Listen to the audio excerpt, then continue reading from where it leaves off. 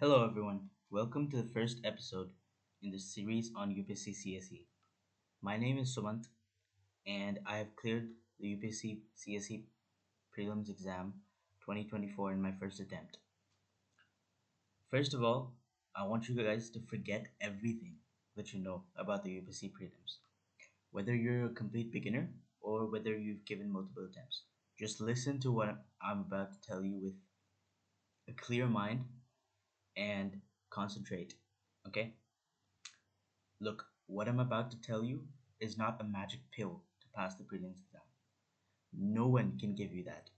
If someone is claiming that their strategy is going to guarantee 100% that you pass the exam, you should run away as fast as you can. But what I'm about to tell you is the closest that you can get to the most efficient and simple method of clearing the exam.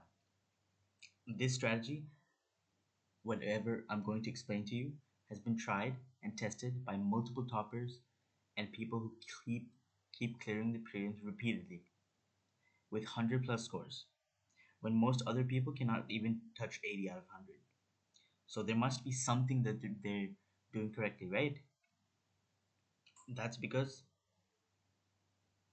these people, they're able to even clear the exam with 4 or 5 days gaps between the announcement of the final result and the next prelims. So whatever I tell you today and whatever anyone else also tells you, you guys should pass that advice through the filter of your own rationality and reason. Think about it carefully. Whatever I tell you today will be backed by rationality and logic. There will be justification behind whatever I'm saying. And it's the combined experiences of multiple people, including Satyam Jain sir from Understand UPSC, Satyam sir's mentor who's already in the services and who also guided us before our prelims in 2024, Kunal Rastogi sir, All India rank 15 in CSE 2023, who guided us before our mains, Vikram Grewal sir, All India rank 51 in CSE 2018, who is currently serving as the second secretary at the High Commission of India in Seychelles, who I personally interacted with on video call, and Vikram Vardhan sir, first secretary at the High Commission of India in Kuala Lumpur, who I personally interacted with at the High Commission in his office. Now, look, these combined experiences of these people, these mentors I've interacted with, and also my personal experience of applying these things in the preparation and then applying them in the exam hall. Okay, so that's what I'll give to you. You guys remember a concept we studied in economics called zero budgeting? If you don't, it basically just means that you wipe the slate clean. You start from zero. You add only the bare minimum necessary expenditures and costs for whatever department or ministry, right? So, like that, we're going to start with a blank slate approach. I'll only tell you the bare minimum things that are necessary and which are enough to pass the exam. Remember one thing, all you need is 50% marks to clear the prelims. The cutoff has been between 80 to 90 in the past few years, right? 90 out of 200. That's not even 50%. So if you score around 50% marks, which is 100 marks out of 200, you are clearing the prelims in almost every single year in the past 4 or 5 years. Okay? So we're not aiming for 98%. Whether you score 199 out of 200 when the cutoff is, let's say, 95, or whether you score 95.2 out of 200, you're still passing the prelims. All you need is to get above that threshold. That threshold, of course, is relative to everyone's performances. If everyone messes up in the exam and it's a really difficult paper, let's say the cutoff might drop to 20 out of 200. UPSC doesn't care. They're going to pick 14,000 or however many vacancies there are, according to that. They're going to pick that many people every single year. Whether the top 14,000 people are scoring 10 out of 200 or whether they're scoring 180 out of 200. They will pick that many people. All you need to do is make sure that you score high enough to comfortably cross the cutoff. Okay? You don't know what the cutoff is, but you can assume that it's around 50% because that's what's it's been most of the years. Most of the years it's been below 50 actually, 40 something percent. So understand this that the coaching industry and mentors and teachers they have purposefully complicated this exam by giving misleading advice and exaggerating what needs to be done to pass it. Of course, this is largely because many of them don't themselves really understand what the exam actually demands. They only teach people what they assume that the exam demands based on what the crowd blindly says, like parents. So take my advice, don't go with the herd.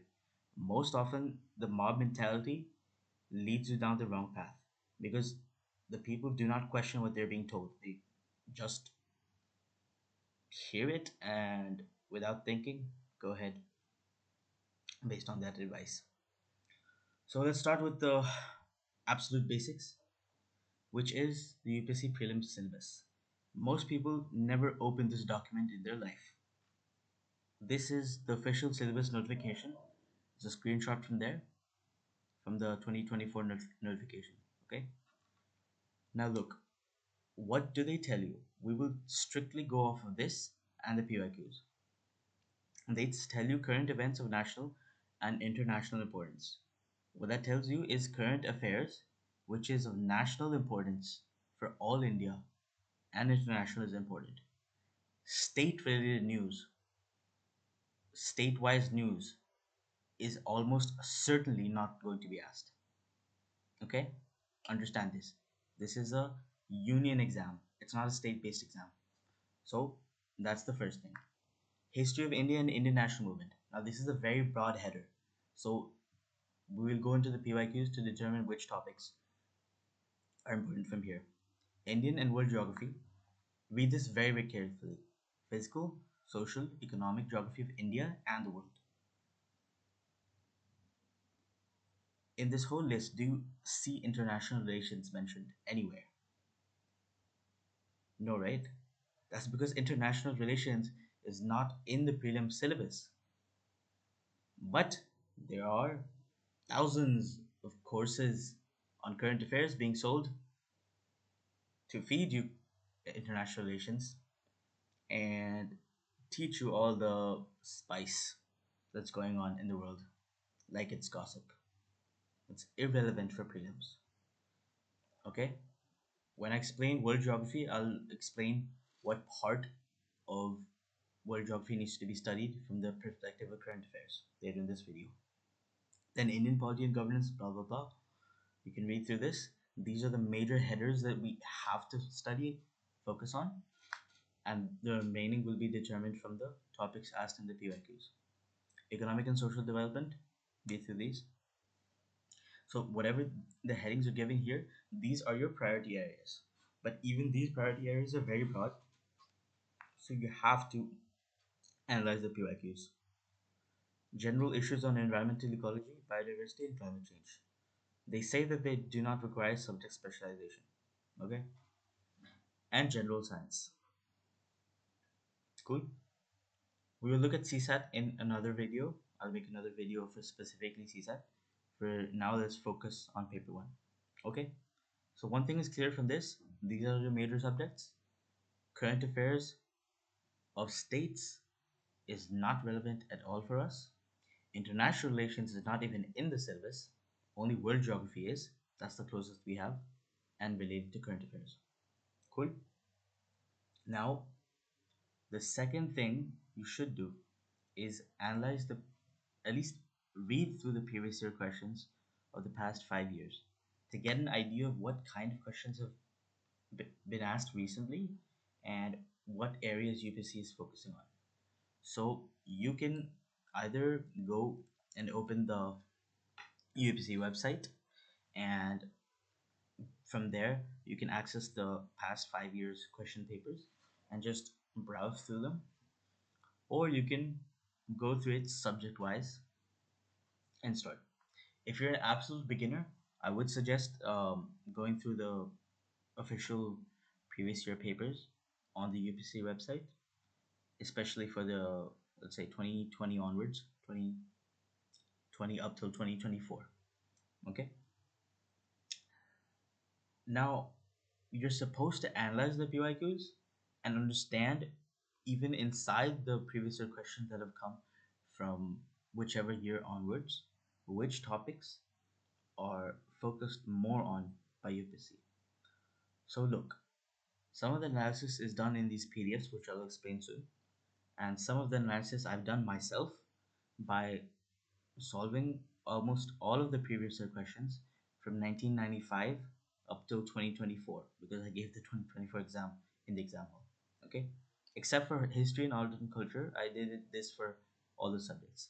This is way overkill. You do not need to go that far back for all the subjects. I'll explain for which subjects you need to start from which year. Okay, and if you want to look up any previous year question, all you have to usually do is you copy paste the question into Google search, and the first result is usually from testbook.com. Testbook.com usually has the question along with the year, along with the answer, and an explanation of which options are incorrect or correct. For 99% of the PYQs, you can refer to testbook.com. Otherwise, if you want, you can also buy a book of 1995 onwards PYQs. I had this one by Disha Publications from Amazon. You can get something similar. Okay.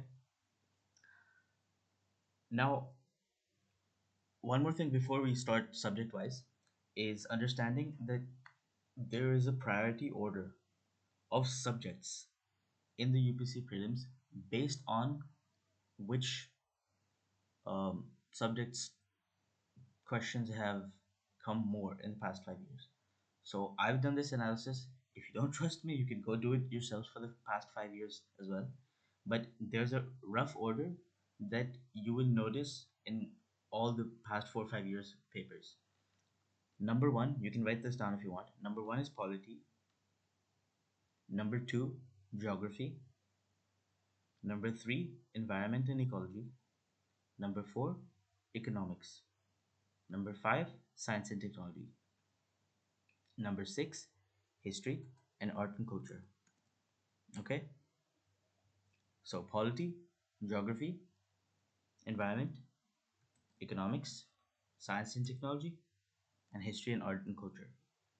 This is your priority order in decreasing order. Polity is the highest weightage, history is the lowest. Now, look, the ranks may vary one or two. Let's say some year there's more geography questions than polity. Let's say some year there's more environment questions than geography. But there will almost never be a case where there's more history questions than polity. UPSC doesn't do that because these subjects are more important to them.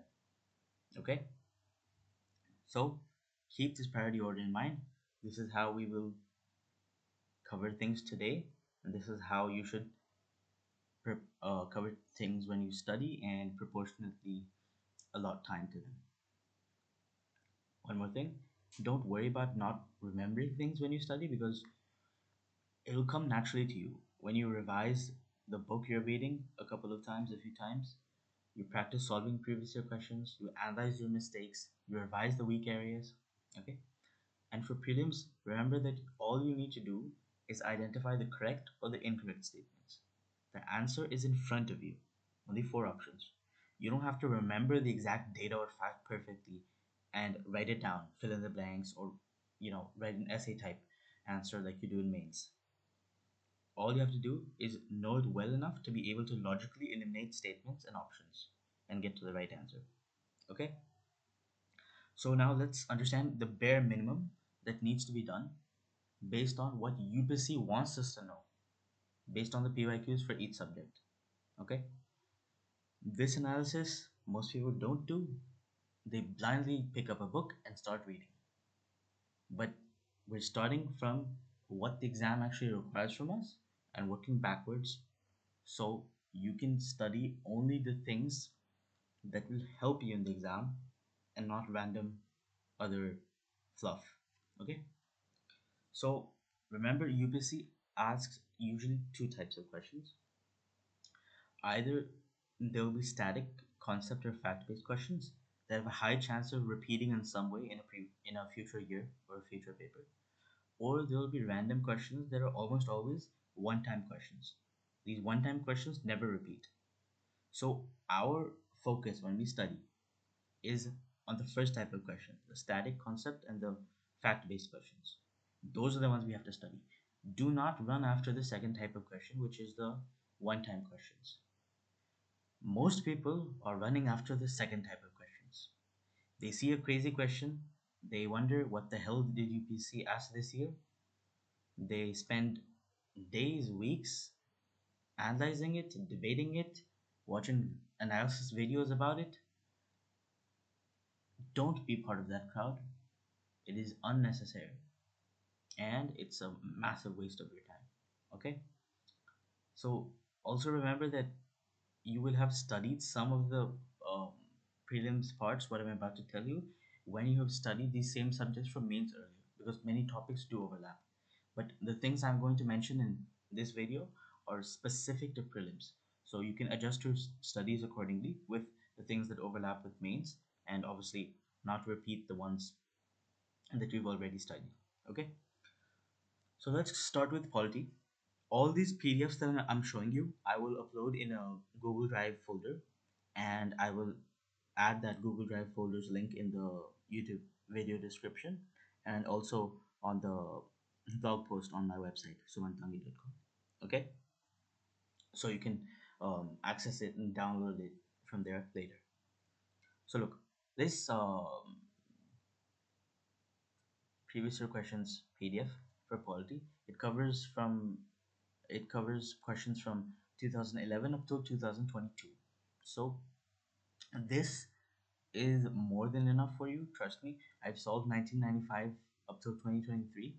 The questions before 2011 are very different. They're extremely factual. They're extremely, some of them are random. A lot of the laws have changed. Okay. And some of the focus areas from where UPSC used to ask questions has changed. So 2011 up to 2022 is more than enough. Sorry, up to 2024, you can do the 2023 and 2024 ones from a different source, or directly from the previous year paper from the UPSC website. These are more than enough for you, 2011 to 2024. Now look, this graph will show you however many questions have come from polity in each year. Okay, as I said, each year it keeps varying. Sometimes it goes up to 17, 22, sometimes drops down to 10, 11. Okay, but regardless, polity is one of the highest weighted subjects in the exam. Okay, this table shows you exactly the breakdown of which topics have come in which year. So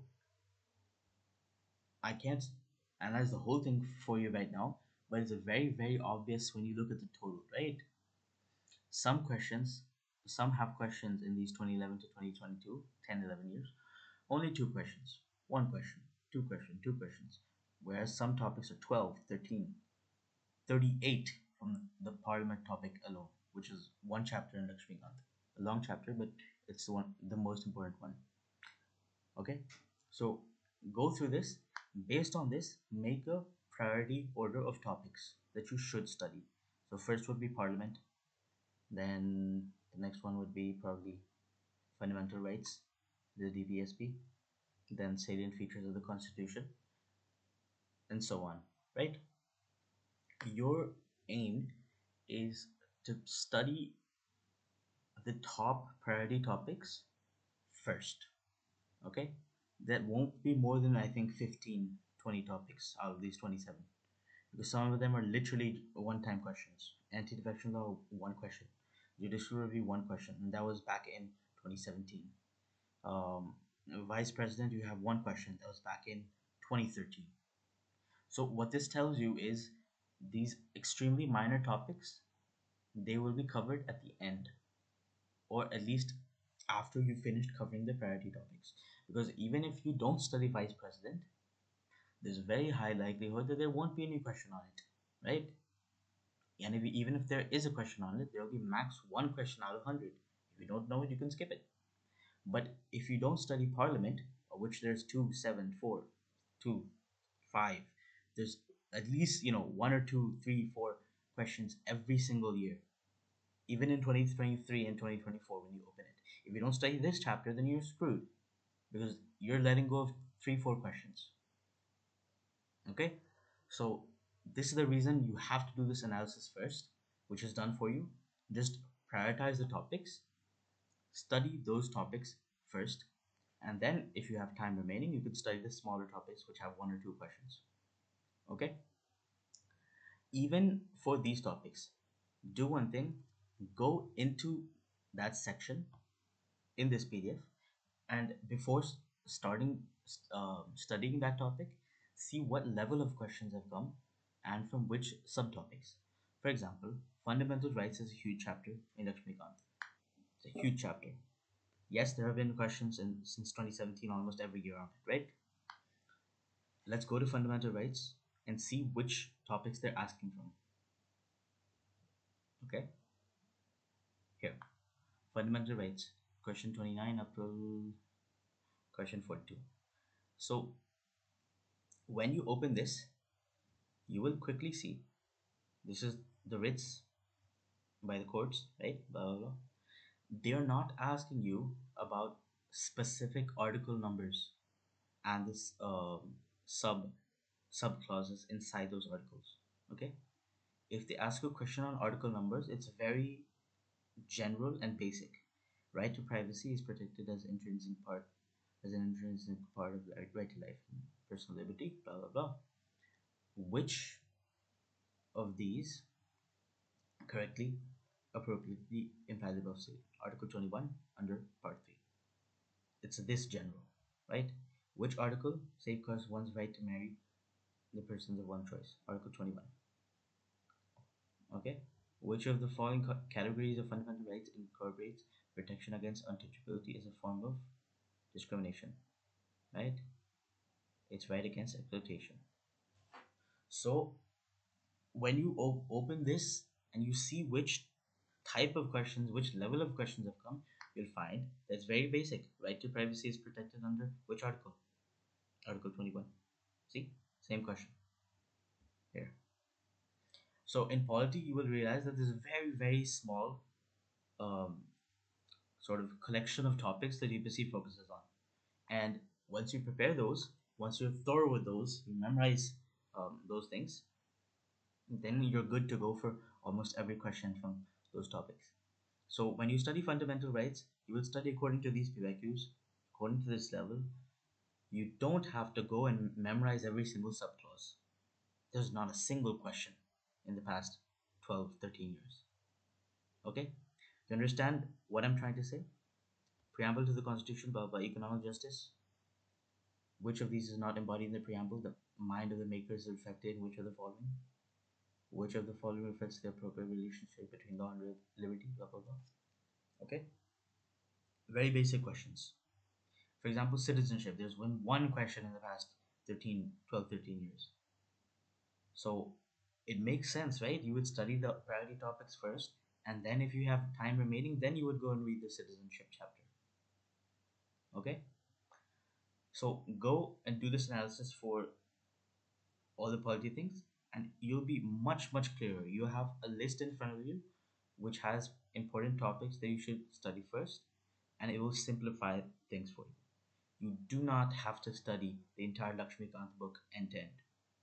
It looks menacing because it's fat, but you do not have to study the whole thing like a novel. You study every single book that you read in UPSC selectively according to the topics that are prioritized in the PYQs. Fine? So, this is for polity. You can study these topics directly from the Lakshmikant chapters, okay? And even after doing all, Lakshmikant, by the way, does have practice questions towards its back. So you can do those practice questions as well if you want after you've finished solving all these PYQs. And it also has the explanations for each of the PYQs um, towards the end. Okay. So after finishing this, if you really want to do more practice, there is a objective Indian polity book available on Amazon by the same author, by M. Lakshmikant. So it's a sort of question bank from the Lakshmikant book. It's like a companion book for the Lakshmikant polity book. So if you really have extra time, you finish solving all the PYQs, you're thorough with this, you revised everything. If needed, you've made notes from these PYQs of things that you had difficulty remembering. Then, if you want to do extra practice, then you can go and solve questions from that Lakshmikant question bank. Objective Indian Polity, you can look it up on um, Amazon. I think Amazon has the 2021 edition, which is still relevant because most of the constitutional provisions haven't changed, right? The preamble is still the same, the DPSP is still the same, um, fundamental rights are still the same, our presidential system, sorry, our parliamentary system is still the same, the president stuff still the same. Okay, local government is still the same, so you can still use that. And another thing to note is UPSC frames um, polity questions in prelims directly from the Lakshmikant book. Sometimes they literally copy paste sentences from the Lakshmikant book, and they change one or two words to make the statement incorrect. So it is very useful to study directly from Lakshmikant. Use it as your only source. It's more than enough. And if you really want extra practice, then you solve the Lakshmikant question bank because it has the same source of forming questions and the same pattern of questions that UPSC follows. So this is good enough for you. Remember that polity is a 99% static subject for prelims. Trust me, I solved the past 30 years of previous year questions from 1995 onwards, and there is no current affairs questions in polity. The max that you can get, that you can remotely call a current affairs question, is if a current affairs development has happened. They will ask the static concept behind it. For example, President Draupadi Murmu's election happened in 2022. So in 2023, they asked a question about election of the president's procedure. Or the Women's Reservation Act was passed, I think this year or last year, which is a major reform and it's a constitutional amendment, right? So they asked a question on it in 2024. So you can call it current affairs if you want, but it's a static part of the syllabus. Constitutional amendments, president, election of president is a static part of the syllabus. Okay, this is what I mean.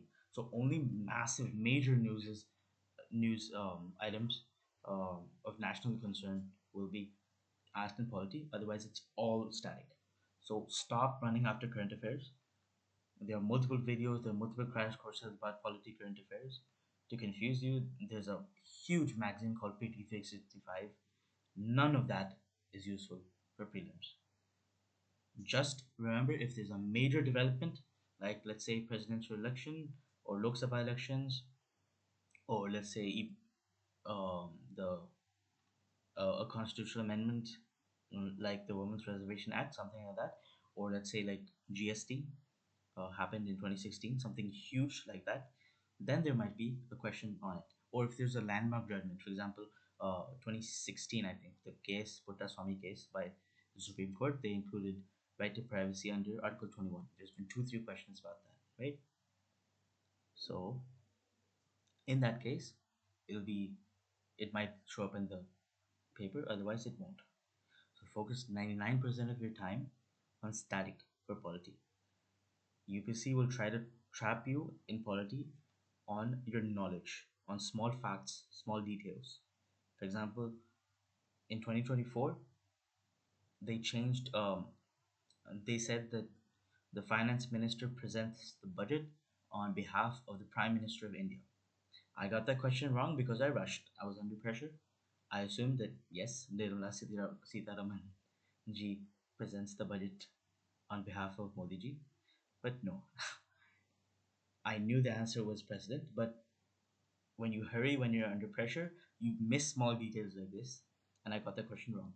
So be thorough with the major topics asked in PYQs, the ones prioritized in this table, in this document, and keep revising them multiple times. Keep revising them from either this or from the Lakshmikant book itself, and you'll be ready for any polity question. Okay? If there's a random polity question that no one knows, no one knows. You have to solve it on the spot. Use your logic, use conjectures there, or you leave that question. Okay, remember, 50% question you need to solve in polity, sorry, in prelims to pass. 50% net. I'll explain what that means later. Okay, next let's move on to geography. Here as well, there's a similar PDF which I'll upload in the folder. You can look at the analysis for this as well.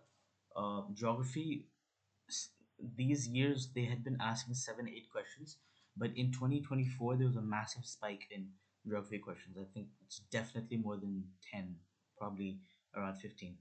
So as I said, the ranks of the priority order, that can change in any year, but the top 4 5 subjects, they will always remain important. So you can never pass the UPSC prelims just by studying history and art and culture well. When? Because they will only give you max 10 questions out of 100. What will you do with the other 90? So, but if you study polity, geography, economics, and environment and ecology and science and tech well, that will always give you at least 70 80 questions. So that's what you should focus on. Here as well, you'll do the same thing.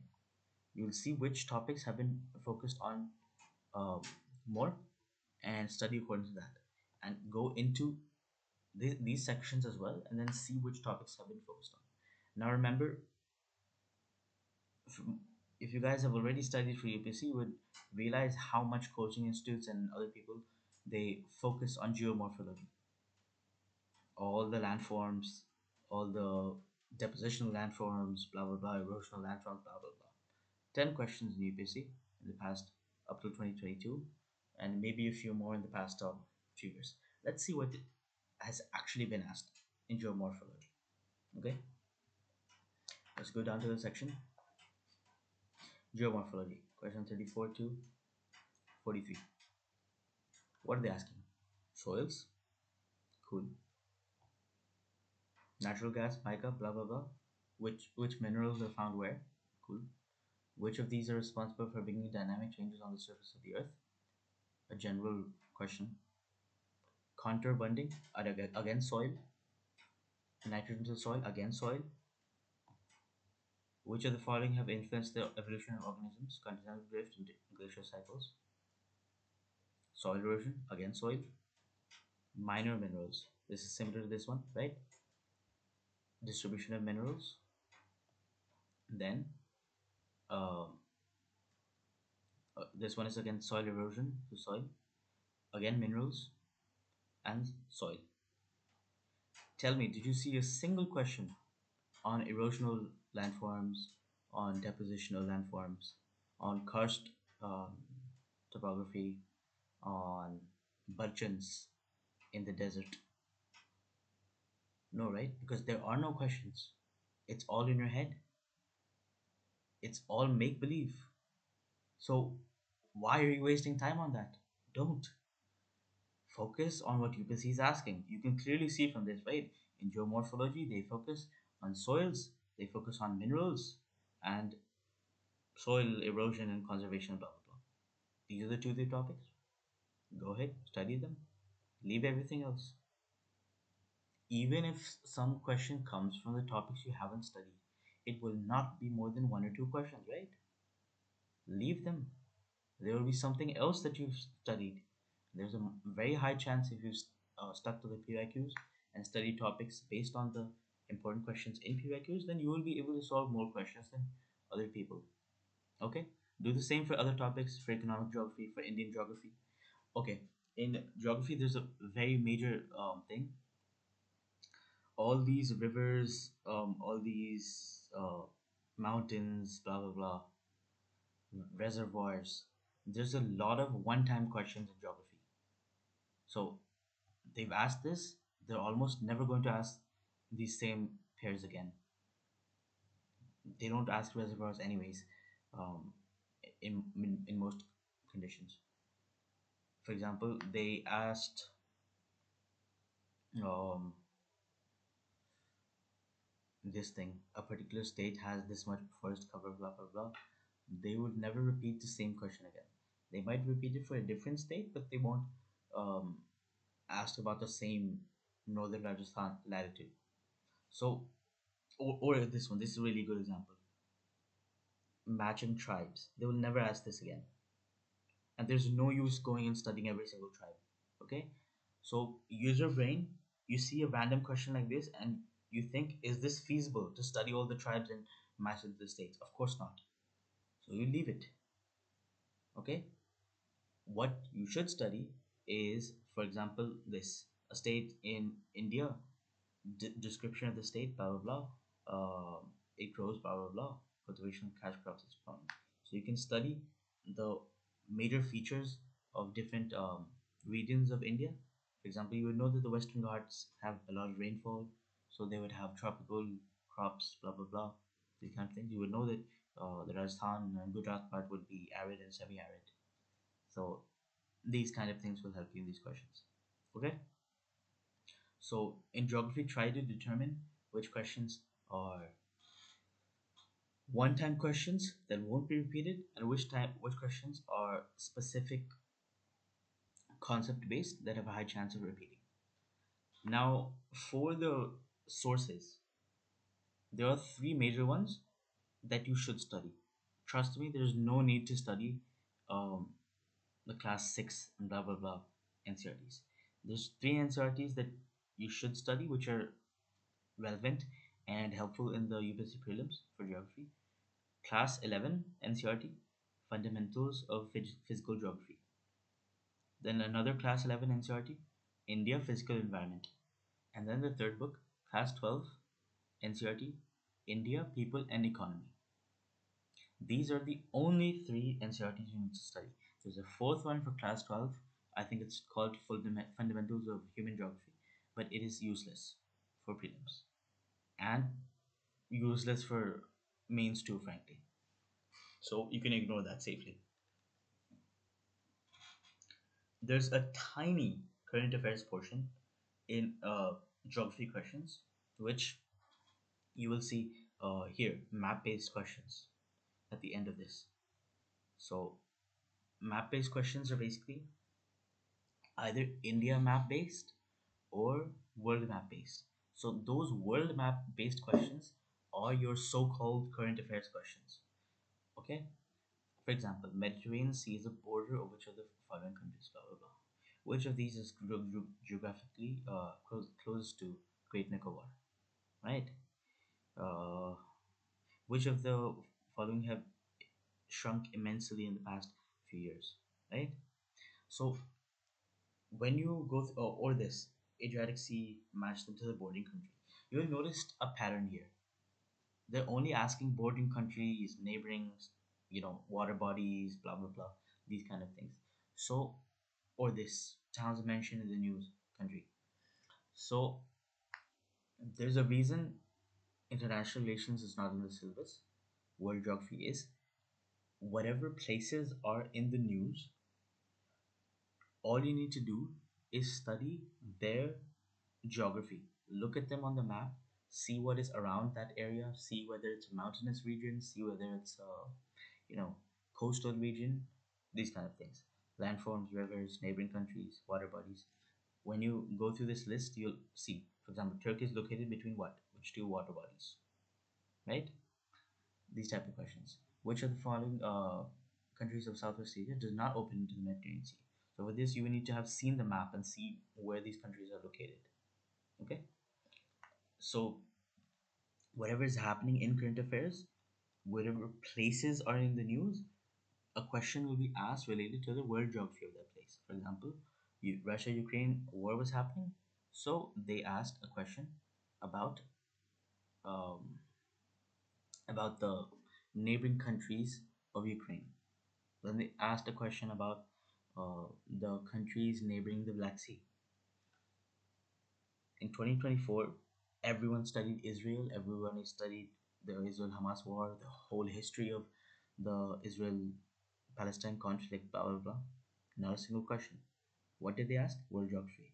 They asked which rivers flow into the Red Sea. See? It's the same pattern on PYQs. But out of FOMO, we study everything. We study the history of places, we study everything. just because we think there might be a question on it. But there's a 99% chance that will never be. It'll follow the trend of PYQs, which is what happened. And no one was ready for that question because everyone had studied things about Israel and the Mediterranean Sea and the Levant region and Jordan and neighboring countries. No one had studied which rivers flow into the Red Sea, right? So focus on those things: rivers, neighboring countries, water bodies, landforms. One more thing to note is these places in news. How do you know which ones are important? There's so many, right? When you analyze these PYQs, you will notice a few things. Either they'll ask about environmental problems. For example, this which one has shrunk immensely or dried up due to human activities, right? Either they'll ask about environmental problems. So if there's a major environmental problem happening with some place, remember it. It might be important. Or they'll ask about wars, right? Look, Aleppo, Mosul, Mazar-e-Sharif. Uh, these are places that have been in the news for wars. In the past few years, they've asked about Sudan and these kind of places where there's civil wars happening. So any place where there's environmental disasters happening, right? Environmental problems, where there's wars happening, where there's civil wars happening, where there's conflicts happening, right? These are, or whether there's famines or human um, right disasters happening. For example, there was a question about Somalia, which has been suffering from 10, 15 years of um, civil war and famine, right? So these are the focus areas even inside these world geography questions. Okay, so keep this in mind. Now, for mapping of geography questions, don't overdo it. Just don't. It's impossible to cover all the rivers, all the mountains, everything, all the national parks, all these things. There is a series that I would recommend uh, on the Understand UPSC channel by Satyam sir called Bharat Darshan and Videsh Darshan. So he's covered a lot of the important rivers and the corresponding national parks and wildlife sanctuaries, um, and a few important hills, these major things, state-wise, right? So that might help you. You can I'll leave the link for that as well in the description of this video. Okay, so you can watch that. And the Videsh Darshan has, based on the PIQs, the major rivers that have been asked in the past 10, 15 years. For example, look, Mekong, Thames, Volga, Zambezi, flow into which Satyam sir has covered these rivers. Okay, so it's a compilation of the important questions from the PYQs, which are map based. So that will help you. Okay, don't run after the rivers, as I said.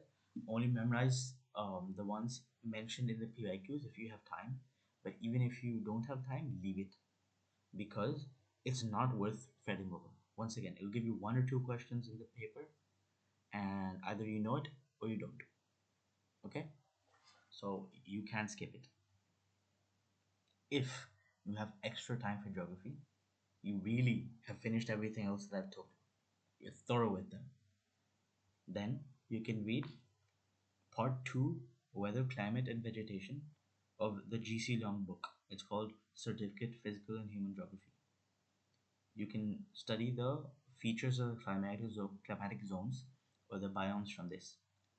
This is helpful because sometimes UPSC directly picks up statements from GC Long, like they do it for polity and Lakshmikant, and they ask you to identify the type of climate zone, right? So these questions are rare, like maybe once every 2 3 years, um, but they do come sometimes. So if you've studied from GC Long, it might help you. But even if you haven't, it's not necessary because those PYQs are covered in this PDF. So you can directly study those climatic zone questions from this. You can make a short note of them if you want. Okay. Apart from this, nothing else is needed in geography, right? Similar, like in polity, whatever I've said, that much is enough. All you need to do is revise the PYQs multiple times, solve those Lakshmikant questions if you want extra practice, and then you revise the things you got wrong or from the explanations or from the Lakshmikant book again. You can make short notes out of the PYQs of the things you find hard to remember. Same thing you do for geography. You solve the PYQs multiple times. You revise the things that you got wrong. You go back to the NCRT if you need to, okay? Or you can see the explanations in this document itself, right? And you make notes if you want to. Cool. That's enough for geography. More than enough. Now let's do environment and ecology quickly. Remember, environment and ecology for UPSC, it has a high weightage, especially in the past 7 8 years. I think in 2013 they merged the UPSC prelims CSE prelims exam with the Forest Services prelims exam. So because of that, there's more environment and ecology based questions to compensate for the forest services people as well. So the questions here are either basic, some concept, static concept based, or they're extremely random and you either know them or you don't. So for environment questions, you can do limited preparation based on PYQs and a few other things I will tell you. Okay, so the one source you can stick to for this is the PMFIS book. Okay, read the PMFIS book selectively. You can get it off of Amazon. I think there's a 2024 to 2025 edition as well. You read that selectively according to the topics asked in PYQs. Just like Lakshmikant, you do not read it end to end.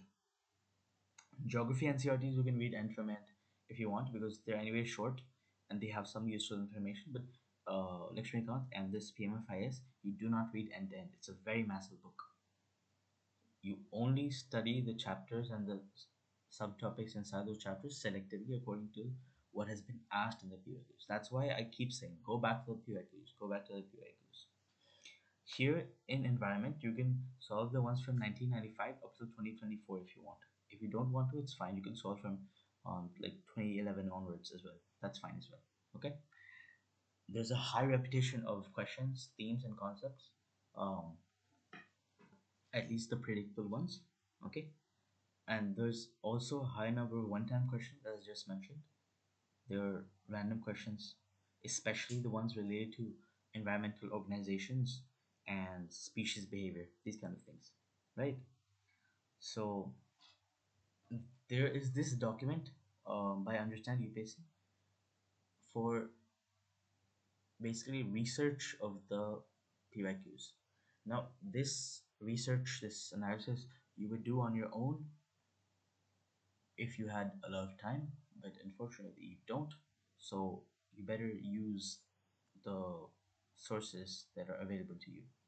Okay, so you go through this, you read the questions, you read the associated research, whatever photos or information there is about them.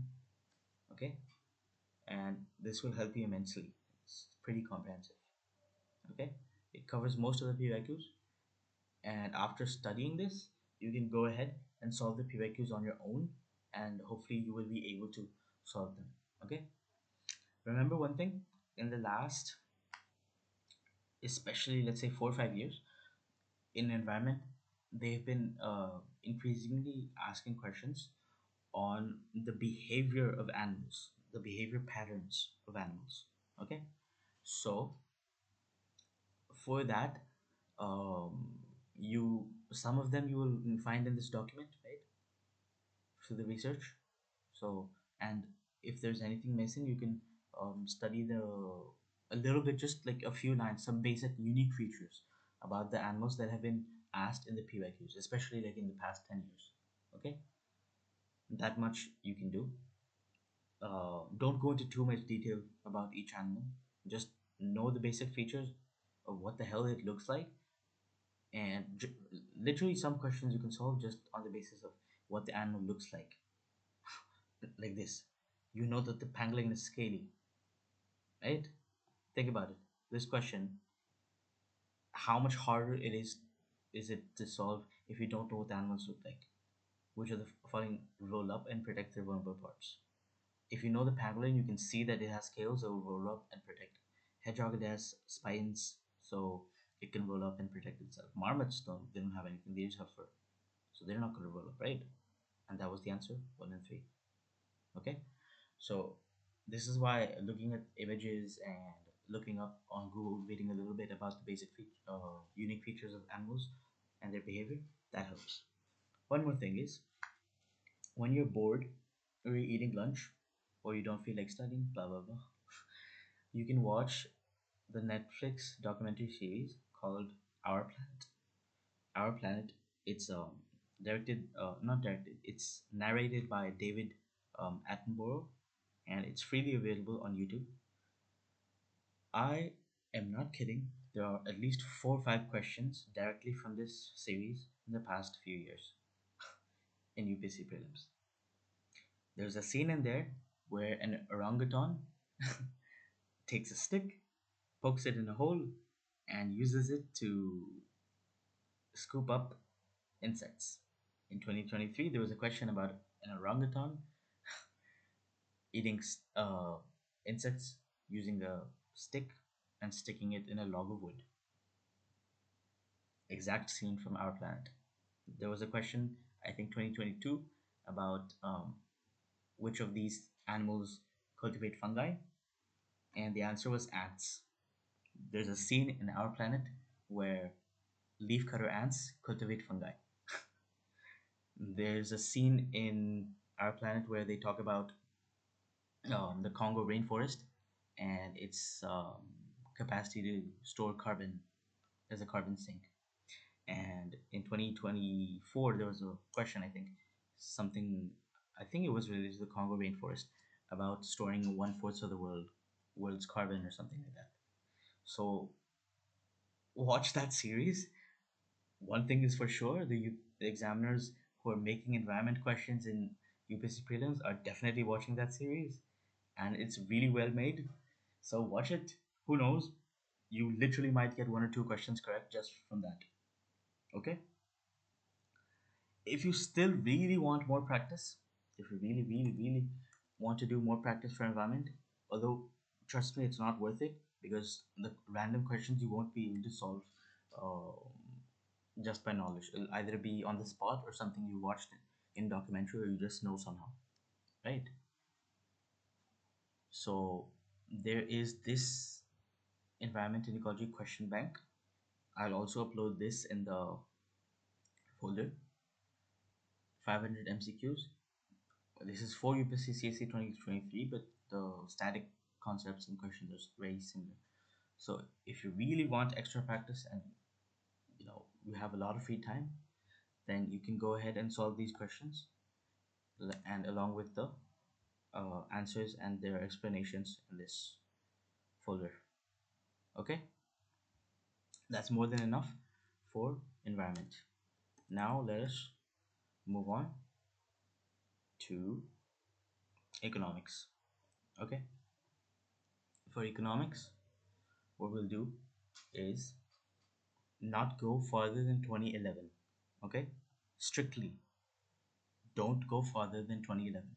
I've solved all the questions from 1995 up to 2024, and the ones before 2011 are very different. A lot of economic policies have changed. The Indian economy uh, has changed after 2008 financial crisis. Then 2014, a lot of reforms came in. 2016, GST came in. 2017, insolvency and bankruptcy code came in. Then the COVID pandemic happened. So a lot of things have changed since 2011. A lot of RBI policies have changed. A lot of SEBI policies have changed. Okay, a lot of trends in the economy have changed. So no use, absolutely no use going beyond 2011. And the like focus areas of questions have also changed. So for this, you can use this PDF for the topic wise arranged POQs, but the only issue is that these ones don't have answers and explanations in here. So you can do the same thing I told you earlier, just copy paste the question onto Google search and open the testbook.com one, and it will give you the answer with the explanation. Okay, either you do that or you can study from this one source that I also used, which I found actually quite helpful, the Vivek Singh Indian Economy book, right? Look it up on Amazon. It should be available, the 2024 to 2025 edition. And that one also has the previous year questions from whatever chapter is there at the end of that chapter. So you can also solve it from there. That one, it has the answers at the end of the chapter, but not the explanation directly. The explanation will be inside that chapter. So you can reread that chapter if you have trouble solving those questions. Okay. Now remember, if you read the Vivek Singh economy book, read it selectively again, once again, based on the PYQ topics. For example, in the money and banking chapter in Vivek Singh, he's gone into a lot of detail because the book is also for RBI exam people. So obviously they have to study in more detail. We don't for UPSC. So after you solve these PYQs, you will realize what level um, they're going into. They aren't going into super deep levels of asking questions for economics. Okay, similar concepts, basic concepts, keep repeating. Okay, uh, there's that.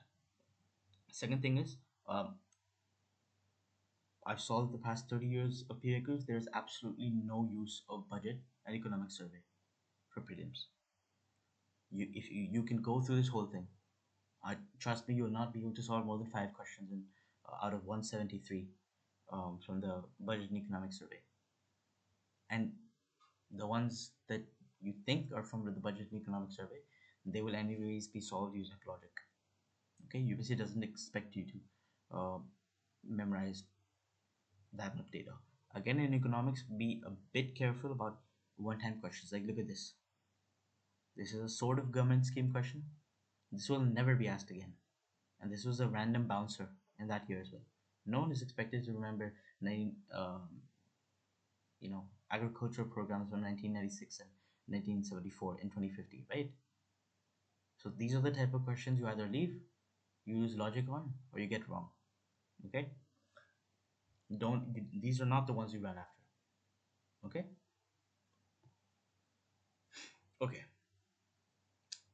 If you really have trouble with economics, like you aren't able to understand the concepts at all, then you can watch this lecture series by Satyam Janser. He's taught the Eco 550 booklet questions. Eco 550 is basically just a question bank by Vivek Singh sir, the guy whose book I told you. Um, so Satyam sir has solved those questions and explained the economics concepts which are relevant to those questions alongside it. So I'll add the playlist link in the video description as well, and you can watch that. Trust me, there's no need to solve the Eco 550 or the Eco 450, whatever, that question bank booklet. It is way too detailed. I tried solving it, I had to give up in the middle because it's way too detailed. There's too many questions that UPC does not focus on. Instead, focus on these PYQs. I had solved these PYQs so many times that I literally had memorized economics PYQs. I could see any question, I could see the answer to it instantly, I could see the concept behind it, and I could see what knowledge was required to solve that question because I had solved it that many times. Of course, you don't have to get to that level. You don't have to solve it like 4 or 5 times like I did, but at least solve it 2 or 3 times so you get really comfortable with the PYQs, the pattern of asking questions, the level of detail of asking questions, and the specific topic areas. Okay. Again, nothing apart from this is needed for economics. Okay, if you want to look up stuff on Google, there's this website called Investopedia, which is helpful. They have usually have reliable information about economics concepts, so that you can use, and you can make short notes of things from the PIQs if you find it hard to remember. Okay, then let's go to science and technology. For science and technology, look, the simplest source would be there's a free lecture series by Dr. Shavin Chaudhary sir, who is All India rank 297 in CSE 2022. So he's a doctor himself. He finished his MBBS and then he got selected in his, I think, second or third attempt in the Indian Revenue Service. Okay, um, although he did resign from the IRS, but he's explained the static and the current affairs linkages really well for science and technology in his lecture series. So you can go ahead and watch that. I'll add the playlist link in the video description. For them, the current affairs developments are covered up till May 2023 in those video lectures and the corresponding PPTs or PDFs. I'll also add the link for them. Okay, so you're set for up till May 2023. Um, and before your prelims happens in 2025, all you need to do is revise the important topics from science and technology current affairs, either through the PT365, the magazine from Vision IS, or through online YouTube lectures covering current affairs. But keep in mind, do not overdo current affairs for science and technology. You can see either they'll frame questions from the PYQ questions or themes or concepts and they'll repeat, or it'll be from completely random topics that you cannot prepare for. Trust me, you cannot prepare for. You have to solve them on the spot. Use logic on the spot. Okay.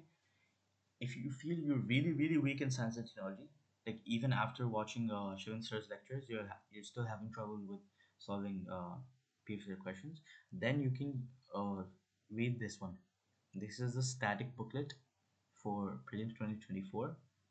It covers the static topics of almost all the science and technology stuff for prelims, right? So this is if you're really weak in science and technology. Let's say you're from a non-science background, and even after studying the Shivan sir's lectures and PPT, you still have problems. Cool. Again, no need for anything else apart from this. Make notes from PYQs, solve them multiple times. Okay. Now let's go to history and art and culture. This is the biggest trap in UPSC. Okay. I say that for a very valid reason, which you will find out very soon. Most people screw up prelims because they spend most of their time on the topics that give them the lowest returns, and one of them is history. I know such people, I know many such people, and I know people who will not follow this advice and go ahead and waste their time on history and art culture, despite what I say today. Look, history is a subject where UPSC has a massive scope to frame any question that they like. As I told you, in polity there is a limited, only 15, max 20 major topics that UPSC asked on. Same in economics, 15, max 20 topics that they asked questions in prelims. Geography, you can say it's vast because they have a lot of scope for asking questions there, including the world geography ones, right? Or Indian geography ones. Environment and ecology, sure, you can say that it's vast. They asked any random animal behavior, blah blah blah, these kind of things. But history is so vast that you cannot fathom it. I swear, if you study history even for 10 years, give 15 UPSC attempts, you will still not be able to get all the history questions correctly. I guarantee you that. The reason for that is UPSC levels the playing field for aspirants through difficult history questions. It's really hard to make difficult polity questions and the ones in science, technology, and blah, blah, all these. But it's really easy to make difficult history questions. It's factual.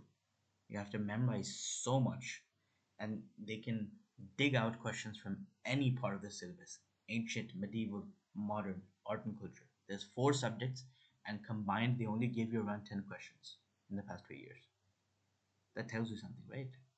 Four massive subjects combined, still giving you only 10 questions, and even out of those, half are not solvable. Even history optional people will not be able to solve all 10 questions. So this is a game that you cannot win against UPSC. Understand this. You need to play on your strengths, and your strengths should be the other five subjects I mentioned: polity, geography, environment, economics, and science and technology. Because it is possible to get to a very good level of knowledge and cover the topics that UPSC focus on. It's very difficult to do that in ancient history. So make sure that those five are very strong for you, and then decide based on however much time you have available to work on ancient, medieval, modern history, and art and culture. Okay? So for ancient history, just pick one. Okay, for ancient and medieval both, just pick one source. There are three standard sources that UPSC usually asks the simple questions from. I'm not saying the difficult ones that no can solve. Out of 10, if five are solvable, these five will probably be from one of these standard sources. Either the old NCRTs, right? Or the Tamil Nadu books, or the new NCRTs, which is it's called Class 12 um, NCRT Themes in Indian History, Part 1 for Ancient History and Part 2 for Medieval History. Cool. Out of these three, just pick one. Do not pick multiple. I told you, it's a battle you cannot win. You cover the basics, you solve PYQs here, and that's the end of it. However much you're able to solve based on that, even if you're able to solve 3 or 4 questions out of 10, that's more than enough for you. You win the game of prelims in the other subjects, not in history. Trust me. You don't want to take this advice. When you sit in the exam hall on 25 May 2025, you will realize that the value of what I was trying to tell you today. Okay? For history and sorry, for ancient and medieval history, you can use this PDF. I'll again put it in the folder. It has the PYQs from 1995 up to 2020 for ancient and medieval, along with explanations. So this will cover the majority portion of PYQs for you. For 2021, 2022, 23, and 24, you can obviously see the UPSC previous year papers from the website, or look them up on testbook.com or some other website. Okay. Then, four, yeah, you can make notes of the repeating topics in history from this. Okay. So, for example, when you start solving from 1995 onwards, you will notice that a lot of topics repeat, especially the ones related to Buddhism, Jainism, related to some, you know, certain practices of Buddhist and Jain people, Ashoka related things, rock edicts, pillar edicts, these kind of things. See, like this one. These kind of things repeat. So for those ones, you can make notes or go ahead and revise them from your standard source, either Tamil Nadu book or whatever NCRT you're reading. Okay, listen to me. Out of whatever standard source, out of the three I told you you have, one alone will not cover everything, but it's okay. You cannot afford to study three books. UPSC makes the several history questions from academic journals and authoritative history books. Do you have time to study 15, 20 history books? You'll be stuck writing UPSC for the next 20 years and it'll still not finish. So take the realistic, practical approach and just stick to one book, solve these PYQs, make notes of them, of the topics that repeat. In here, there's a lot of one time questions that will never be asked again. Don't make notes of those ones. Go based off of themes, see which ones are similar questions that keep getting asked, and you can make notes out of those ones or study from the book. Okay, now for art and culture, there a lot of questions. There's not a strict division between ancient and medieval history questions and art and culture. Okay, they're mixed, they'll be combined. So if you have a previous year questions book like Desha publications or whatever, and there's a separate section on art and culture, you can go ahead and solve those ones if you want, or if you don't, it's perfectly okay. If you really really want to, there's a book called Nitin Singhania, art and culture.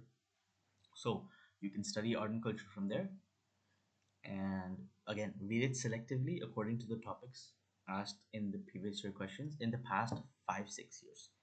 Okay, remember one thing in history: the focus areas of asking questions have sort of changed after like 2013, 2017 onwards. So prioritize the topics that have been asked in the past 10 years. Okay, you can of course solve the ones from 1995 onward because it's completely static, so a lot of questions and themes and stuff do repeat, but prioritize the ones in the past 10 years. Apart from this, for ancient, medieval, and art culture, you do not need anything else. Okay? You can look up stuff on Google if you want. Look up PYQs on testbook.com if you want. Then there's modern history. In the past few years, if you open the UPSC, you know, papers, you will see that there's very few questions from modern history. Literally 2 or 3 questions in I think 2023. Even in 2024, I think there was not more than 3 4 questions. So according to that, we will give time to it proportionately, right? Just study spectrum selectively. Cool. There's a spectrum book by Rajiv Ahir.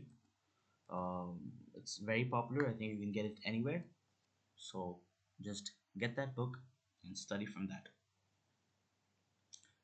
Okay. One more thing I forgot to tell you. There's also this in the folder that I'll upload. The Understand UPSC history research questions. Sorry, document. Similar to the one I showed you for environment and ecology. This has the PYQs, the answer, and observations or notes related to it, research, or things, right? So this will help you a lot in understanding the context for several questions and some extra information, maps, blah blah blah for it. Cool.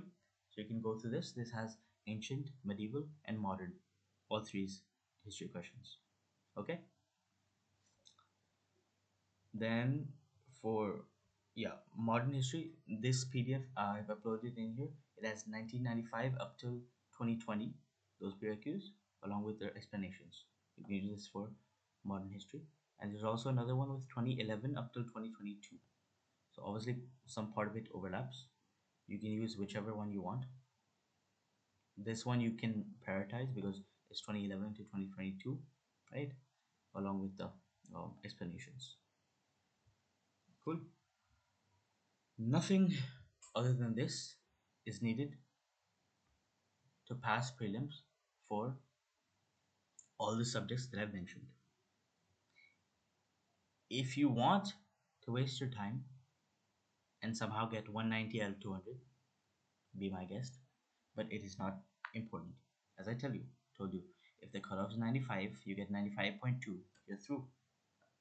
Why are you wasting your time trying to get extremely high marks in prelims? Get enough marks that you comfortably cross the cutoff. If the cutoff is around 90 or 100, aim to get 110, 115, maybe 120. But there's no need to study so much and get 180. It's not going to help you. If that extra time you wasted, you spent in mains preparation, it would have boosted your mains marks, which is actually what gets you the rank. Remember, prelims is the qualifying paper. All it does is get you the ticket to mains, right? You have to perform in mains, and that's the real game of UPSC. That's where you score marks. That's where every single mark matters. Because in the final list, on one rank, there's 20 or 30 people sitting. 20, 30 people have the same number of marks. Let's say 978. 20 people have 978 marks. Their, you know, rank or whatever is decided according to UPSC's tiebreaker rules. Um, Read the notification for that. I believe it's something to do with language paper marks. Whoever has higher marks in the language papers, and then even if there's another tiebreaker in that, then they will consider the interview marks. Whoever has the higher interview marks, right? But that's a story for another day. Just understand that prelims is a qualifying paper. Do this bare minimum and practice to qualify the exam, and then get an opportunity to write mains and score as high as you can in mains. Okay. If you still want to overcomplicate things, run after more sources apart from whatever I said, go ahead, feel free to do so. You can also join the lakhs of students who are under the illusion that they're preparing for UPSC by collecting books, collecting notes, making extensive, really long notes, rewriting books, attending coaching lectures, and assuming that UPSC preparation is happening just by sitting in the lectures, listening to endless topper talks, daydreaming about brain dead royal entry videos and reels of officer trainees. Go ahead, waste your time on that. I'm assuming you don't want to do that. So stick to it, okay? Stick to whatever I've told you. If you really want to study another book, or you've already studied a book other than what I've mentioned, then try to revise it and go solve the PYQs for that subject. If you're able to solve most of the PYQs like correctly and you're confident with it, then continue with your source. Or else you can try to study from the ones I mentioned. Okay. Just remember that your ultimate aim, no matter where you study from, how you feed it into your brain, your ultimate aim is to be able to solve the PYQs. Why? Because that's the closest thing you can ever get to what you will face in the exam hall on 25 May 2025. Cool. After doing all of this, you have gained the minimum knowledge that UPSC expects you to have for each subject. Okay? Understand this. All the people who are worried about current affairs, 90%, sometimes more, of UPSC is static based. Static. Concept. Fact. Okay? Direct current affairs questions are very, very few. Max, maybe you'll get 6, 7, max 8 out of 100 questions. And even if you get such questions, most of them will be related to a static part of the syllabus. For example, in 2024, there was a question about UNESCO declaring Garba, um, the dance form of Gujarat, as an intangible heritage. This was widely covered in the news, right? In almost every single newspaper, across every news channel, across social media. You think it's a current affairs question, but it's directly related to art and culture. In the static part of art and culture, you'll see Nitin Singhania, there's a chapter on UNESCO intangible heritage. So they asked from there, right? The Red Sea question in 2024 from World Geography, right? No question on international relations, Israel Hamas. Instead, they asked the Red Sea rivers. Or again, like I mentioned for polity, the Women's Reservation Act, again, a very major thing, constitutional amendment. So they asked from there. So do not overdo current affairs. Only extremely major developments are asked. Okay? The ideal scenario is if you read one newspaper daily and don't make notes, but if you find something that's really, really important and directly relevant to the syllabus and the PYQs you've solved, it's really major, then you can note it down. But the thing is, it's very difficult for beginners, especially, to understand what is important in the newspaper and what is not. So if you really have a lot of trouble reading the newspaper, you can use this understand UPSC's news analysis or monthly magazine. Why I'm saying this is because I have gone through other monthly magazines as well, from Byju's as well, from Vision IS as well, and the amount of fluff in there is insane. It's a 100-page magazine for 1 month with only 10 pages of relevant content. But how the fuck do you filter through that? It's very hard. So try at least open this understand UPSC daily news analysis thing in the monthly magazine. I went through it. It's much more crisp and shorter, and it's organized strictly according to the UPSC syllabus. So whether it's for prelims or for GS1 of mains, GS2 of mains, GS3, GS4, and so on, right? So you can stick to this. I will post the link in the YouTube description. I think um, there's a Understand UPSC app where they upload the daily news PDFs and the monthly magazines. So You can download it from there. Yeah, it's a free initiative, so you can download it for free. Okay. Okay, one more thing is that, as I said, I went through a lot of monthly magazines. I studied the PT365 from Vision IS for prelims as well. And as far as I remember, I was not able to solve a single question from it directly. I watched the video lectures for PT365. I was very stressed about how the hell I'm going to cover all this current affairs and worried that I had not revised it. But once again, it did not help. The questions that I was able to solve, they were from what I had read in the newspaper, like the Garba one or a few other questions. Okay. Now, the last step in your journey is to solve the previous year questions, sorry, previous year papers year wise. Up till now, you will have studied the subjects, revised them multiple times, made notes, whatever, and you would have solved the previous year questions for those subjects, subject wise, right? So you're already covered with all the PIQs really well. But now your job, this is supposed to be done closer to the exam. So in April or May, depending on how ready you feel. If you feel less ready, then start in April. Otherwise, you can start in May. You go, you solve all the previous year questions, sorry, previous year papers from 2018 to 2024. This is more than enough. 6 years, I think, right? So this is more than enough for you, and you solve them in an exam simulation mode. You make it as close to the prelims exam hall as you can. You go print out your OMR sheet. You get several copies. You have them at home. You print out your question papers from the UPSC website, the official question papers of prelims, both GS and CSAT, because you'll be given both in one day, right? You sit in a non AC room. You will not get an AC in the exam center. You reduce the fan speed if you want. This is what I did when I was practicing to make sure that I'm practicing under sweat. When you're sweating, when you it's hot outside, when you're thirsty, when it's literally 42 degrees in the summer heat, that's when your brain starts giving up. And that's what you need to simulate.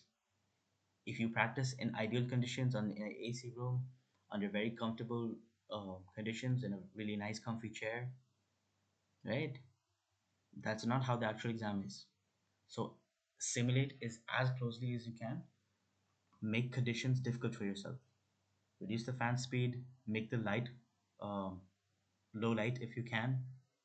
Turn it off. Try practicing as if there's a power cut, which might happen in the exam hall.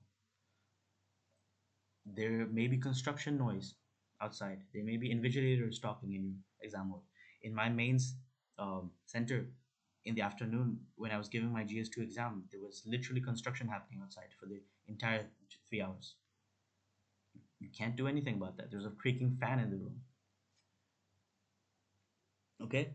So make conditions hard for yourself. And remember this very, very important thing that most people do not take into account. Prelims is not only two 2 hour exams, morning GS1 and afternoon CSAT. What prelims actually is this. You wake up early morning, there's a very high chance that you haven't slept well, you're sleep deprived, there's possibly very high anxiety, very high stress levels. You travel to the exam center, right? That tires you mentally, physically. You give the GS1 after waiting for a while from 9:30 a.m. to 11:30 a.m. Extreme stress in those 2 hours. You're under time pressure, right? You have to stay calm. Then there's a break during lunchtime in the searing heat of the summer. Usually the prelims is this time as well, right? May 25 for you guys. So it is peak summer at that time in most places in India. Then after all that, you give CSAT when you're mentally and physically exhausted from 2:30 p.m. to 4:30 p.m. and then you travel back home. This is your prelims. Your prelims is not 2 hour exams in a comfortable place. Okay? Understand that. Simulate that if you can. I was planning on going for a run in the morning to simulate physical fatigue, Um, I couldn't do that, but I did, not sleep properly for a few days. So I was tired in the mornings, and I still practiced giving the exam at 9:30 a.m. with in a different room than the one I studied in. Um, okay, and with low fan speed, everything. Okay, practice Omar bubbling at least a week before your actual prelims. So you're fast at filling up the bubbles and filling them accurately, not going outside the circle, and not filling wrong bubbles accidentally. Otherwise, you screw up an entire year just because of that. Okay. To minimize mistakes, you have to practice. So one more thing that will be really helpful for you guys is there was this MCQ aptitude development series by Satyam Sir, Satyam Janser on YouTube in Understand UPSC. Go ahead, I'll add the playlist link in the YouTube video description. This one, and when you solve the 2018 to 2024 papers, you solve the, let's say, 2018 paper yourself, right? Based on whatever preparation you have. This is, I'm saying, for April or May 2025, closer to the exam. Then you watch the MCQ aptitude lecture for 2018. You watch those videos. The amount of insights you will get from that is unparalleled. Okay? Trust me when I say this. This is because most other videos or teachers or mentors, they will tell you to use this random elimination technique, apply it everywhere, and boom. You go and do that in the exam hall, boom, one year gone. You're screwed. Satyam sir's thing is different because he has himself cleared the prelims back to back 3 times in his last 3 attempts, gotten to the interview stage in those attempts. He has himself cleared the exam when, sorry, he's cleared the prelims just 4 or 5 days after the final result was announced, and he couldn't make it to the final list. So, do you think there's time to prepare under that, mental and physical, emotional stress of not making it to the list in those 4 or 5 days? It's not. The only thing that sticks with you is the things you've studied before, the MCQ solving skill you already have developed, and that helps you solve questions. And trust me, I had this developed by the time I went into the exam hall. And this is the only thing that gave me confidence that no matter which question UPSC throws at me, I will sit, I will use logic, and I will solve it. Right? You will understand through this series how UPSC frames questions. What is the mindset of UPSC? And in what situations and in what contexts we are supposed to apply which rules and sort of logic of UPSC's question framing. Okay, it's hard to explain like this, but trust me, when you've studied all these subjects, you've solved the PYQs like I told you to, you have gone and solved the 2018 paper by yourself, and then when you watch this video, then you will start seeing patterns. You won't see them right now. Once you solve the PYQs, then you will see patterns. That yes, UPSC does this every single year. No matter which pattern of questions they make, even if it's like 2023, these same patterns, the same logic, the same way of framing questions, it still applies. Okay? This is how the toppers are clearing the exam. They know that UPSC does a certain type of thing every year. They know what logic UPSC uses to make statements incorrect or correct. I knew this, I applied this in the exam hall. Okay? This experience of solving the year-wise questions and then watching the videos, solving them again if you want, and doing this for 2018 up to 2024 will literally give you the simulation of giving 6 prelims before even walking into your exam hall on 25 May. Okay? I'll make a video later about the sort of exam hall strategies, what I did in the exam hall itself, what mistakes I made, what I did right, whatever mindset I had, the strategies, what combination of knowledge, MCQ aptitude, and conjectures or logic, whatever, I applied to pass the prelims. And but the thing is, you will not understand this without solving the PYQs first. So at least do the things I mentioned above, and then hopefully when I get time in 1 or 2 weeks, I will make this video and upload it as well, and you can watch it later whenever. Okay, so yeah. I'll also make another video for CSAT, okay? A separate video which is specifically for CSAT things. Cool. And yes, a lot of people were asking me my prelims approach, what I did. So, and like what things probably worked for me so I could clear. Of course, there's the luck factor. There's no denying that. But there's also a few things that I did do right, which helped me. Okay. First of all, is I study the subjects according to their relative importance. Okay,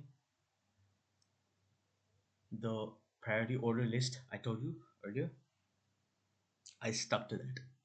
I didn't spend too much time on history and agriculture. I left it for the end for the last 1 or 2 weeks because I knew that anyways there's very few questions from there, and even the ones that are there, I can only solve some of them, maybe 30-40%. It paid off. Barely 10 history and art and culture came in prelims this time. I knew this priority order because this was the same thing that was happening in the past 5 years, right? I was solid with the other five subjects. I was very confident with them. I had solved their PYQs, revised them multiple times.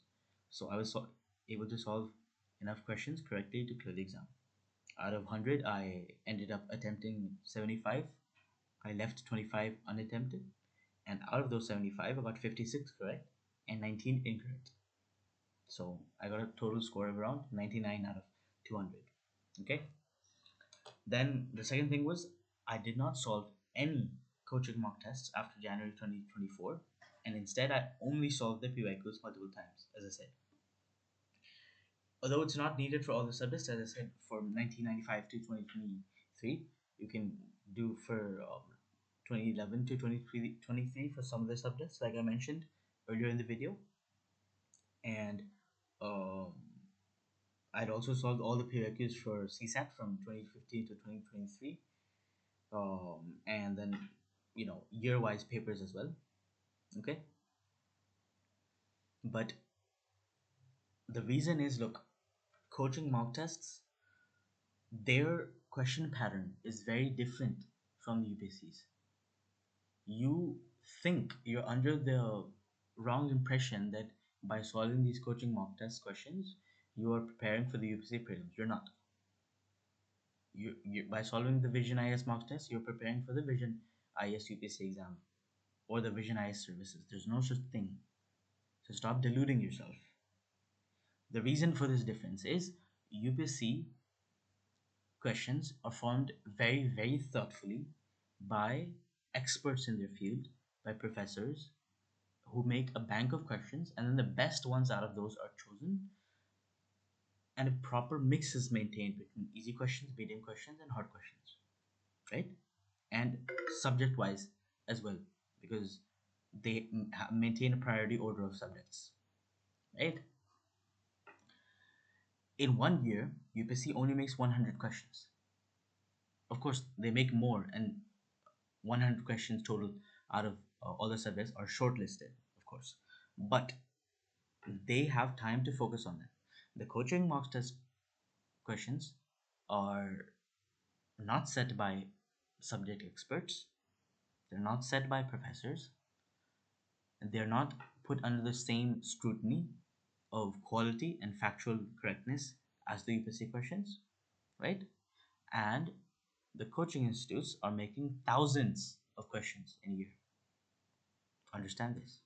They're making thousands of questions in a year. So tell me, is it easier to maintain the quality of 100 really good questions or thousands of questions? Obviously, the quality will drop in the coaching mock test questions, right? And how do you make such a large number of questions? You will have to pick from obscure topics.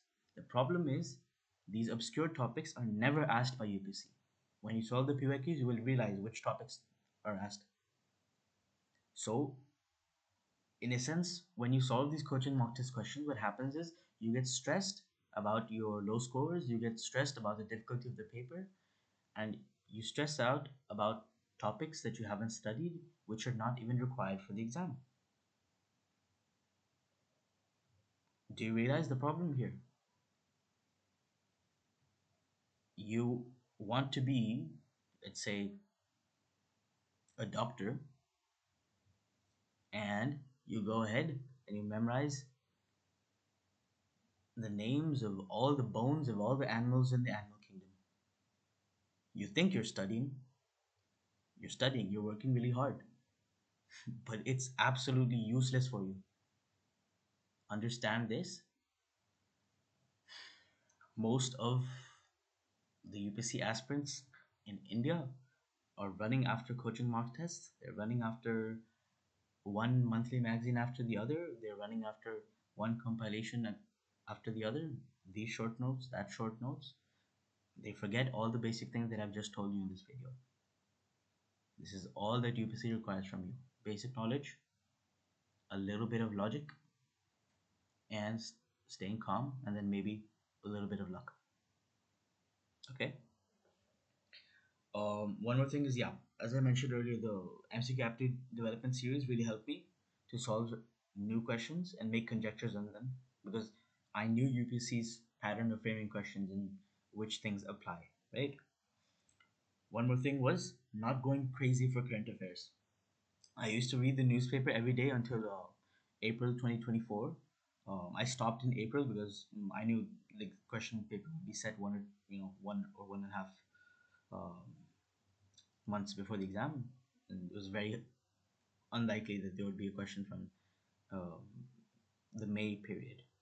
So I used to read around like 30 minutes max in one day for the Hindu newspaper, and I was able to solve a few questions from the newspaper, like the Garba intangible heritage one. And as I said, I saw some of the PD 365 lectures by Satam sir, but I didn't make any notes for current affairs, neither from the magazine nor from the newspaper, and only a few things from the newspaper were actually helpful. And then the last thing, obviously, I as I told you guys to do, I practiced the 2019 to 2023 official CSE prelims papers as full length exams in the exact conditions that I would in the exam hall with both GS1 and CSAT. And even though I'd solved and seen a lot of the questions while solving the PYQ subject wise, I was still able to, you know, closely simulate giving the five prelims before the actual one. And of course, I solved the papers really quickly. Some of the GS papers I was finishing in 1 hour instead of two, because I knew many of the questions. They were familiar to me. I'd solved them so many times, I literally remembered them. But I was still able to practice the art of leaving questions and my exam hall approach, right? Because there were still some new questions. Those are the bouncer questions that UPC throws every year that are not from a specific um, subject or topic. And I was still able to solve some of those correctly because I had that MCQ aptitude developed. I had that MCQ solving ability developed through my practice through this, and I knew what logic UPC uses, so I was able to apply that in even new questions and get some of them correct. Right? There's always a risk. There's always a risk of doing questions, but the thing is, when knowing these things about UPSC, about the you know pattern of framing questions and doing all this practice, when I solve questions out of 10, I would probably be getting 4 or 5 correct. When other people solve questions who are doing it randomly or whatever, going off of only knowledge, they're probably getting 2 or 3 correct. This is where the difference is created. This is why some toppers are scoring 120, 130 every time, whether when people aren't able to touch 70 or 80. This is the difference. Okay. I should have, as I thought, I could have practiced one or two mock tests, um, completely new mock tests, like right before the exam to get a feel of approaching completely new questions. But I didn't have time, so I skipped it, and it was okay because I had done the prerequisites thoroughly. Okay, so that's pretty much it for the prelim stuff. Um, Now, the people who are not in Misfits, this community by Naman Srivastav sir, you guys can leave the video if you want. This because what I'm about to tell you is specifically for Misfitters and it won't be relevant for you guys. All the other files, everything, I will upload for you guys in the Google Drive folder and I will put them in the video description and also on my website. You can see um, the subject wise documents as here, the UPC syllabus. There's this document as well, which has um the repeated themes and repeated topics that you can prioritize for each subject based on the subtopics, right? You can go through this. There's uh, this document summarizing the MCQ aptitude development series sort of rules that UPC follows, but you won't understand this unless you solve the previous year papers and watch the MCQ aptitude lectures. So this is for the end to revise right before your prelims. Okay, and then there's this a compilation of the previous year papers of UPSC from 2011 to 2023 in one document. So if you don't want to download it from the UBC website, you can use this one directly and the corresponding answer keys, official answer keys from 2011 to 2022. Cool. Okay, now yeah, the non-misfitter people can leave, and for the misfitters, I will explain a few things that are specific for you guys. Okay, while watching the misfits lectures, what you guys can do is to save time, skip the wellness discussions and the breakout room discussions and everything. Okay, because it's not of any use for you. Just focus on what Naman sir is saying in the class in front of everyone because those things are probably correct. Remember, many of the peers' answers, what they're saying, are conjectures and they may be wrong. You do not want to memorize the wrong thing, right? So just focus on what Naman sir is saying. Skip the wellness discussions, the breakout room discussions, all these things. And if the appears answer is good and correct, it'll be very obvious from Naman sir's reaction or his response. Fine. Watch the recordings on 1.25x or 1.5x or 1.7f5x or 2x or however much speed you can handle, however much you can understand. And you can always slow down or rewind since it's a recorded lecture. Cool. And look, the most important thing, use the lectures selectively. Not all the subjects are equally good, not all the lectures are equally useful. So use it selectively. Don't treat it like I have to watch every single minute of it just because I paid for it, because I signed up for the course. What is more important?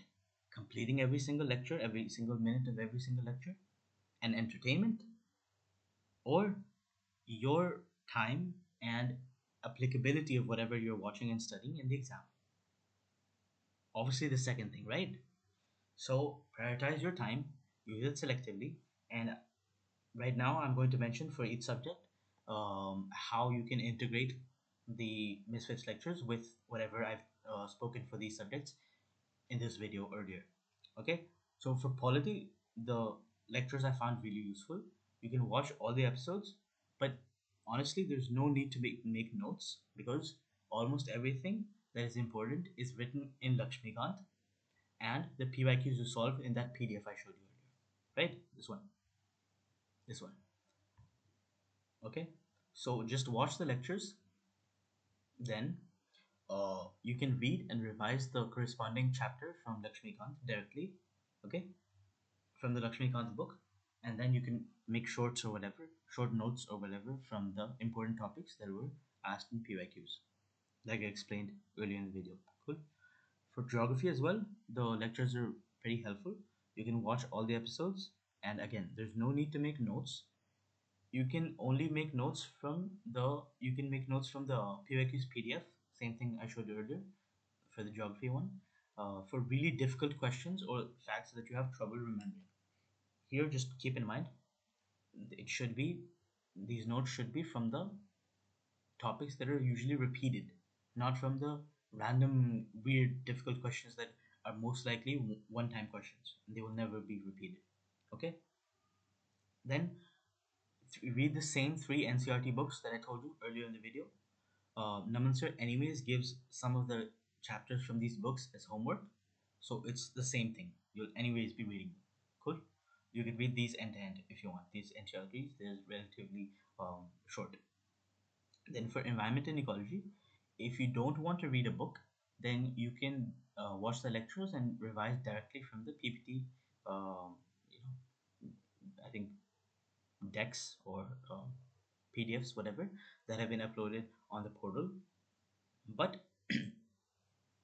remember that 60 to 70% of the content in the Misfits environment lectures is directly in the PMFIS book that I mentioned earlier. And PMFIS is in notes format. So if you want, you can skip the PPT text after watching the lectures and study directly from the PMFIS book. Okay, and use it selectively, as I said, according to the topics that have been um, asked in PYQs, not the whole thing, not reading PMFIS end to end. Okay, and if you're really short on time, you're running out of time, then skip the Misfits lectures entirely. And as I said, 60-70% content already overlaps. So just revise directly from the PMFIS book. Cool. Then for economics, you should watch all the episodes. And if you don't want to make notes and you're short on time, you can use my notes. I will share them in the uh, video description as well and on my website as well. My notes are made in three iterations from the Misfits lectures. The first was when I made rough notes when I was attending the lectures for the first time live, right? Then the second iteration was when I rewatched those economics lectures and wrote extra notes on that rough page in a different colored pen. And then the third iteration was that when I, converted them from rough to fair and made them into proper short notes that I could memorize later on. So a lot of hard work is already done for you. I wasted a lot of time on it, but it's made. It helped me for to revise for prelims, so it may help you as well since you're watching the same lectures. So if you want to save time, please, please use my notes and don't make notes again from scratch. There's no point wasting your time. And then after watching those lectures, you can try solving the PYQs on your own. Okay, from the economics this PDF I showed you, or from any other PYQs book that you want. And if you have trouble with any of the questions, then either you can fill in the gaps from the Vivek Singh book, use it selectively, as I said, or you can watch Satyam Sir's lectures that I mentioned for where he solves the Eco 550 questions and explains the concepts alongside with them. Cool. Then for science and technology, if you're giving the 2025 attempt, skip the lectures entirely. Trust me on this. The lectures, they only skim the surface level of the topics, and it will not be enough to solve the PYQs. Especially if you're from a non-science background, it'll be really difficult for you to understand the concepts. Okay, so if you're giving in the exam in 2026 or beyond, then sure, you can watch the science and technology Misfits lectures. Otherwise, study directly from Shivan sir's lectures and everything else that I mentioned earlier in the video. Okay, you can go into the science and tech section where I was talking about it. Then for history and horticulture, as I mentioned earlier in the video, do not overdo it. Do not. Stick to one source. Naman sir has recommended the Tamil Nadu book, and the lectures go according to that. So you can watch the lectures, read the corresponding Tamil Nadu book chapter, okay, for ancient and medieval both, and then read the corresponding spectrum chapter as post reads. Okay. Some people say read Bipin Chandra, but I would suggest you don't because spectrum is more comprehensive. Second thing is 60 to 70% of the content in the Misfits modern history lectures is exact same as Bipin Chandra. I've read both. So there's no use reading 60-70% of the same content, right? So revise from spectrum. It's the it's like the Lakshmikant of modern history. It's more than enough comprehensive to cover things. Use it selectively according to the topics that have been asked in previous year questions. Same for ancient and medieval history. Okay, read the Tamil Nadu book um, selectively and revise those things that are important topics in the PYQs. If you really want to study art and culture, there's the Nitin Singhania book, as I mentioned earlier. You can solve its PYQs, but there's a very low input type output ratio. Okay. Last few things. Don't worry about remembering things. Um, it'll come naturally, right? When you revise, I don't think you need to watch the Misfits lectures multiple times. I don't think there's any use. It's better you revise directly from the book, or you revise by solving previous year questions and rereading the explanations and solving them again. That's the better way to revise rather than just watching the lectures again and again. Okay? And yeah, for prelims, just be careful that the answer is in front of you. Realize this fact, and you just need to logically eliminate options by staying calm. Okay? I mentioned, Naman sir has mentioned in the lectures to solve coaching mock tests, but as I explained earlier in the video, uh, there is honestly no point for you unless the only condition where you should or you can solve coaching mock tests is if you have solved all the previous year questions for either 1995 onwards or 2011 onwards for the subjects that I mentioned. You've solved the PYQs multiple times, you revised everything, and now you're very, very, you know, free and you have nothing else to do. Then you can solve coaching mock test questions. And even then, I would suggest you stick to one or two, max three coaching tests, full length tests like GS plus CSAT just before the prelims. I would suggest only one because if you do too many coaching tests, you deviate from the UPSC pattern. And whatever logic, whatever everything you've studied according to the UPSC pattern, the way UPSC frames questions, all these things will get muddled and you will screw up the exam royally. So do not do too many coaching mock test questions. You do not want to pick up the Vision IS test pattern. You do not want to pick up any other coaching institute's test pattern. You want to pick up the UPSC pattern. So stick to that. Don't overdo it. Cool. If you guys have any other questions about prelims, I think I've covered almost everything comprehensively. CSAT, as I said, will be in another lecture, and my exam hall like strategy, whatever, that will be in another video. Other than that, if you have any other questions, uh, just write them in the comments, or you can email me on sumantdangi.official@gmail.com. Cool. All right. Thank you. Let me know if you have any questions and let me know your thoughts or whatever reviews in the comments below. Okay? Bye.